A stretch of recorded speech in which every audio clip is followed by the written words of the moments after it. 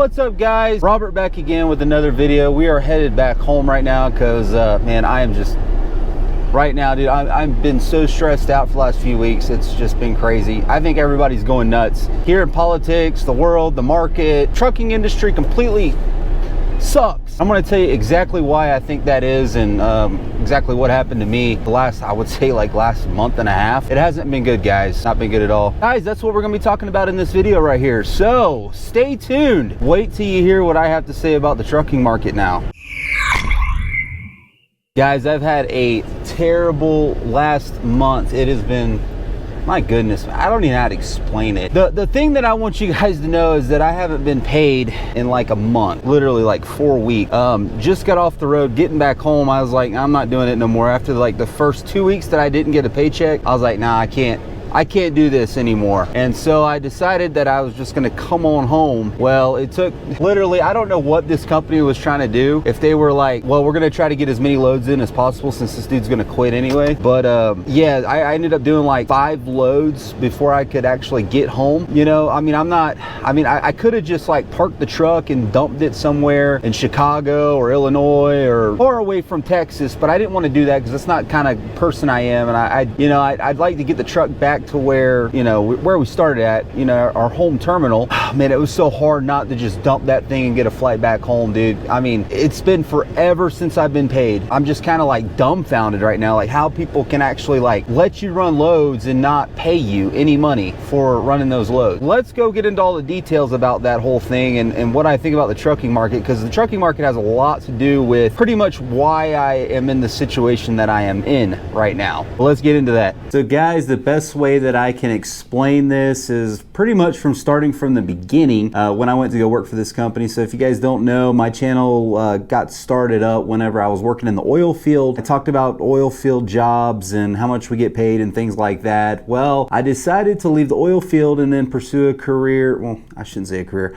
Get another job doing flatbed, which I've done flatbed for a while now, and you know, just to kind of take a break from the oil field, because obviously oil field work is a little bit harder. It's gonna be hot and I didn't want to do oil field in the middle of the summer. Is what it is, man. Don't be making fun of me. Went to go work for this company out of El Paso. It's a flatbed company, and I've been working there for about 5 months now. Everything was going good. I was getting paid 70 cents a mile, doing lots of loads, lots of miles every week. And then I went on vacation to California, got back from California, and things have just kind of went downhill from there. I noticed at first that they would pay me for some of the loads, and then they would kind of be like, oh man, I forgot to pay you a load, or let's go back and I'll pay you for that load next week if that's okay. And I was like, yeah, that's fine. You know, people make mistakes, and I thought that was it, you know, but it just kept happening over and over and over again. And I knew something was wrong, man. Like it just didn't seem or kind of sit right with me. And then around, I would say July 4th of July, I had done loads the previous week and I never got paid for the 4th of July week that I was off. And I thought it was kind of weird, but I was like, yeah, whatever, you know, we're on vacation and stuff. And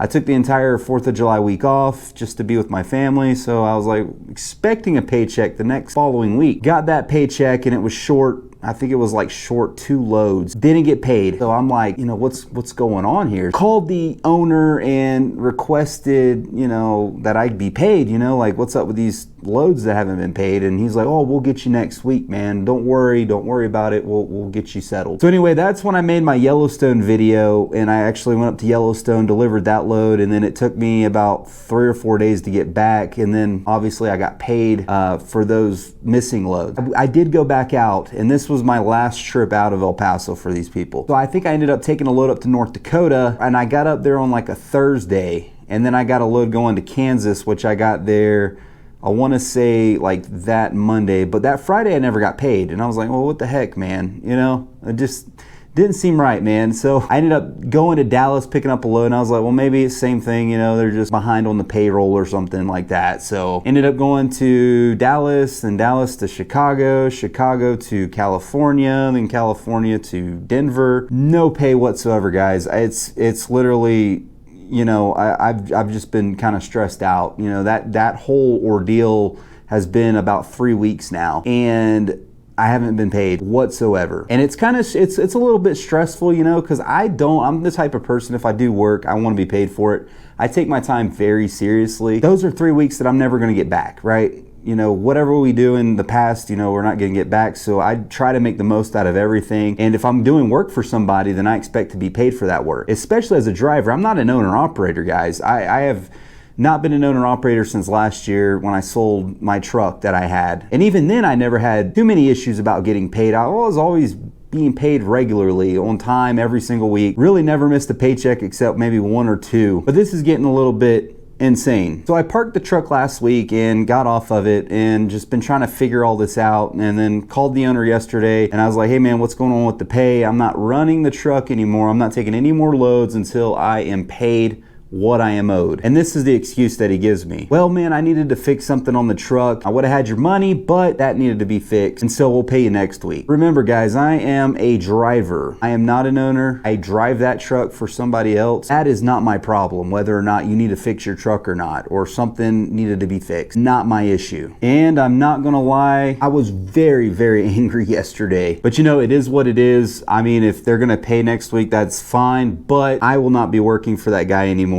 Pay is I take pay very seriously, and I've always said, even when I was managing a company in the oil field a long time ago, pay is probably the most important aspect of running a business, is making sure that your employees are paid on time. They are employees, they have no interest in that business, and they should be paid what you promised to pay them when you told them that you were going to pay them, or when their paychecks were going to be in their bank account. And you know, it really upsets me because, you know, I have literally fronted money for tires, for oil changes, parts, oils, lubricants, all kinds of stuff. Literally put my own money out there on the line and bought all that stuff. You know, tires are expensive. You know, that's, you know, $300-400 a pop. And, you know, me going and, okay, I'll pay for it. You guys just pay me back. You know, it shouldn't be like that, man. Especially just a company driver. It's to the point, it's like, I really don't know about that. Do you guys think that that's kind of messed up? Because I do. I mean, that's my opinion. But that's what I've been dealing with for like the past month, is trying to get paid on time. And you know, I just want my money, dude. If I go work for you for a month and it's getting to be like almost $6,000 that hasn't been paid yet. I actually got a load that's, you know, I think it was like the first week of June that I ran from Missouri to El Paso, and I still have not seen a paycheck for that. That was, I don't know how many miles it is, like 1,500 miles or something. Nothing. I have $0 from that load. Where's it at? You know, am I going to get paid for this? I have no idea. I mean, I've been telling them about that since that week that I was supposed to be on my paycheck, and I have not gotten that load yet, and it's just really starting to irritate me. But anyway, guys, that goes back into what's going on with the trucking market. All right, so these people are obviously having some money issues. They're having some cash flow issues, whether that be not getting paid for loads, their factoring company, or whether they're just taking loads that, you know, just aren't paying very good, or not able to pay the driver, pay the fuel, pay the truck maintenance cost, or whatever it is. It's just not covering it. Whatever it may be, I can tell you right now, the trucking industry, as far as like OTRs, it's just trash, especially the load boards. That's what we've been running, is the load board, and it's trash.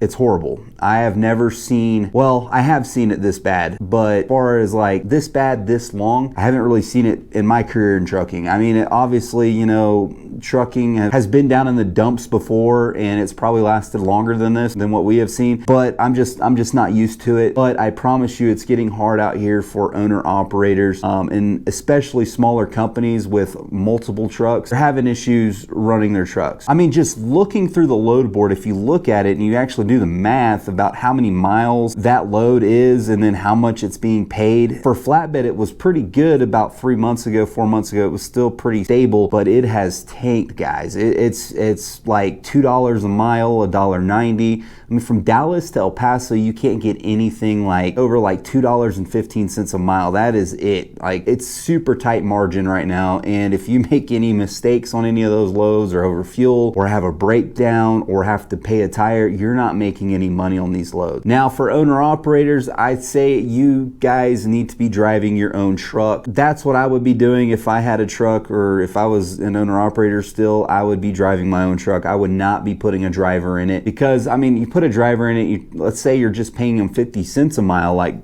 the low of the lows. I mean, I don't know like the average rate for as far as cents per mile. I think it's somewhere around 50 cents now. Even paying 50 cents a mile, you are extremely tight, and I know that you are, as an owner operator, are not making any money doing that. So I would say if you guys are owner operators, just run your own truck, you know, drive that thing yourself. Try to take as little days off as possible until we can get through this, because it is bad, guys. I mean, it's horrible, and I don't see the rates picking up anymore. Obviously, it's got a lot to do with like political inflation, supply chains. It is so complicated that, you know, just analyzing and looking at every aspect of the market, it's super complicated, man. And it's like, I don't know how they're going to figure it out. A little scary, especially if you're OTR. Now, company driver working for a big, large company, you really don't have nothing to worry about. Those guys should be able to pay you, not unless, you know, that company goes out of business. But like the big mega carriers, they should be fine. But I'm talking about like smaller trucking companies. It's going to be really tough for them over probably the next, I would say, the rest of the year. And if you're an owner operator with 1 or 2 trucks, it's going to be pretty painful. I mean, you're going to be making company driver pay for probably a little bit, at least to the end of the year. And then we can kind of see like where everything goes with the election and politics and stuff like that. But it's crazy, man. And I do want to do a video about the inflation. Things are still expensive. Like it's not really a good thing. Like it's not good at all. Like where we're at, everybody's trying to put off like, oh, we're in a better spot than we were. You know, I'm fixing it. It's like, no, we're not. We're just printing money and we're putting a Band-Aid on this whole thing.